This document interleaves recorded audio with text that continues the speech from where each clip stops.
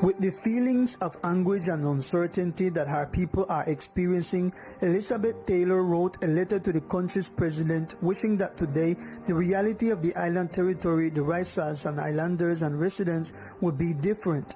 As an expert in sustainable development with emphasis on smart islands, knowledgeable and co-manager of the international recognized Seaflora Biosphere Reserve, Taylor offered ideas as clear, urgent and forceful measures that could be implemented to overcome the crisis, because today many feel that the islands of Old Providence and Santa Catalina are a ship adrift.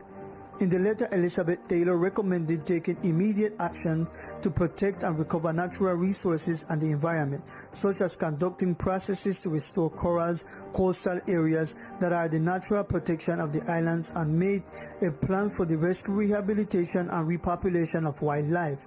In terms of basic sanitation, it will be necessary to establish a strategy for the separation and classification of solid waste, have protocols for the removal of hospital waste from the islands, and be able to give adequate management.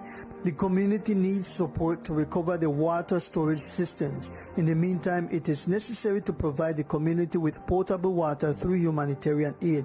The definitive reconstruction must be guided by a building code oriented to the adaptation to climate change without losing the cultural wealth of the architecture of the islands. It is urgent that aid be deployed to acquire new boats and fishing gear for artisanal fishermen who have lost their tools. Regarding health in the archipelago, Taylor indicated that it is necessary that 100% of the population be tested for COVID to have accurate information that leads to the adequate management of the pandemic.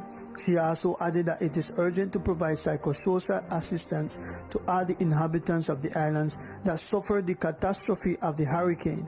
Many people are hopeless and depressed, which can lead to serious mental health situations in the population.